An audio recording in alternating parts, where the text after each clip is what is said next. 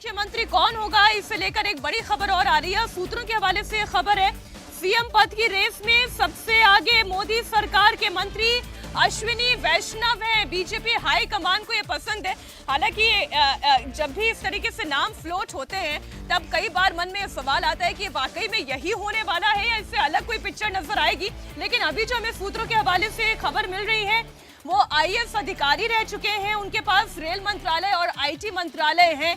काबिलियत की कोई कमी नहीं है, ब्यूरोक्रेट रहे हैं, इसलिए कामकाज का तरीका वो जानते हैं, डिलीवरी कैसे दी जानी चाहिए वो ये समझते हैं। और बड़ी बात ये है कि अश्विनी वैष्णव की अगर पर्सनालिटी की बात की जाए, उनकी छवि की बात की जाए, बड़ी साफ सुथरी छवि के नेता हैं और हाई कमान के भी करीबी हैं, प्रधानमंत्री मोदी को भी पसंद हैं।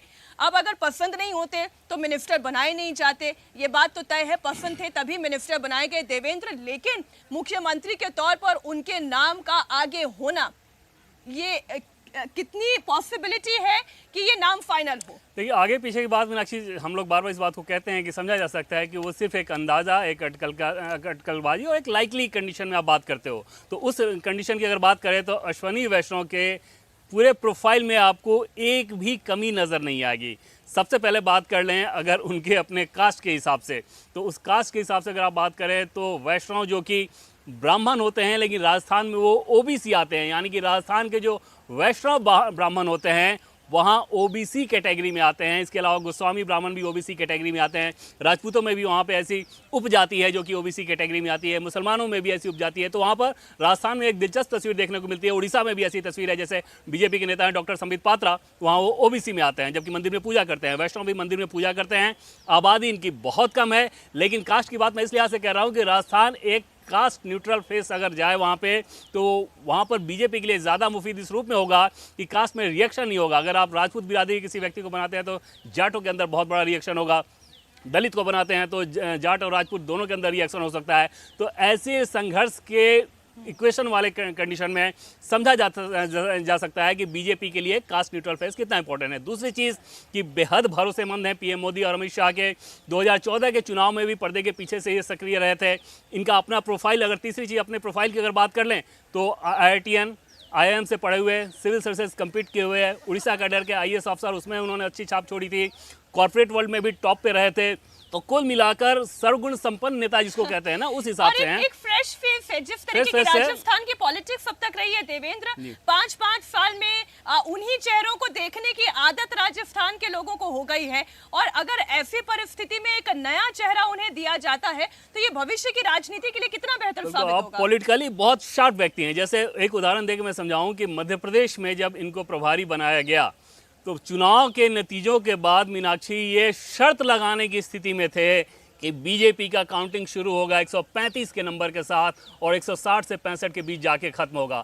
आप अंदाज़ा लगाएं कि कोई नेता ये कहना, और तब जब मैंने उनसे ये कहा कि अगर आप गलत साबित होंगे तो चुनाव के नतीजे के दिन मैं आपका नाम लेके बताऊंगा कि आप गलत साबित हुए, और उन्होंने ये बाकायदा कहा कि आप कह सकते हो मुझसे जो शर्त लगाना चाहते हो लगा लो, लेकिन बीजेपी एकदम कंफर्टेबल मार्जिन और नंबर बार बार उन्होंने कहा था कि 135 से हमारी काउंटिंग शुरू होगी और 160 से 65 के बीच जाके रहेगी। मतलब ये पॉलिटिकल समझ की जो बात कहते हैं वो समझ में आ रहा है कि किस प्रकार से इस व्यक्ति के यहाँ एक रोड़ा की अगर बात करें मीनाक्षी, इतनी सारी खूबियों की हमने बात कर ली, रोड़ा की बात कर लें, बाधक की बात कर लें तो सिर्फ एक ही वजह हो सकती है कि प्रधानमंत्री नरेंद्र मोदी को केंद्र में भी ऐसे लोग चाहिए, जैसे टेलीकॉम की बात कर लें या IT की बात कर लें या रेलवे की बात करें, ये बड़े बड़े प्रोजेक्ट्स अभी हैंडल कर रहे हैं।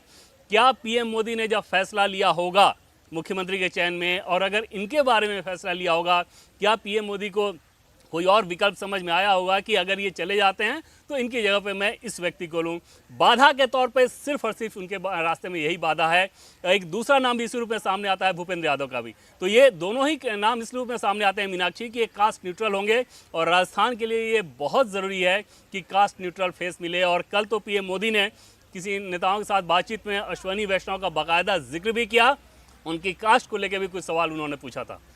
तो इसका मतलब ये है कि जो हमारे सोर्सेस बता रहे हैं, बड़े पुख्ता सोर्सेस हैं, और अश्विनी वैष्णव का नाम इस वक्त सीएम पद की, अब मैं रेस अगर बोलूंगी तो हो सकता है मेरे सहयोगी ये बोले कि कोई रेस मत लगवाइए, क्योंकि अक्सर रेस में जो नाम सामने होते हैं कई बार वो नाम पिछड़ जाते हैं। लेकिन अश्विनी वैष्णव की अगर बात कर रहे हैं हम, तो एक साफ सुथरी छवि के नेता हैं, IITian है, पॉलिटिकल समझ उनकी कितनी पक्की है ये हमारे सहयोगी ने आपको बता दिया। लेकिन नामों की एक लंबी फेहरिस्त है, इसमें वसुंधरा राजे का नाम अगर हम ओमिट कर दें, देखिए भले कितनी रस्साकशी चल रही हो, वो कितनी आपस में समझाइश हो पाती है, एक बैलेंस बन पाता है, वो आगे की बात है। लेकिन इसके अलावा बहुत सारे और नाम है। अनुभवी नाम में आप देखिए किरोड़ी लाल मीणा है, नए नामों में आप देखेंगे तो दिया कुमारी का नाम सामने आ रहा है। फिर अगर छोटे योगी की हम बात करें, बाबा बालकनाथ, उनका भी नाम चल रहा था।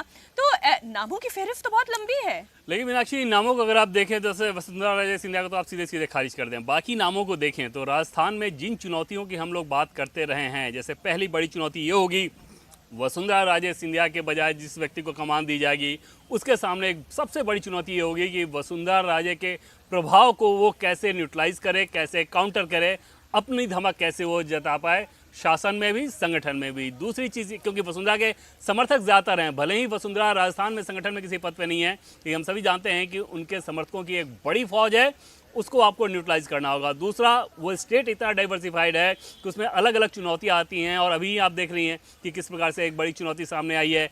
जितने सारे आरोप आपने अशोक गहलोत के ऊपर लगाए, उन सारी चीज़ों को बदले में दिखाना होगा कि हम ज़्यादा बेहतर हैं।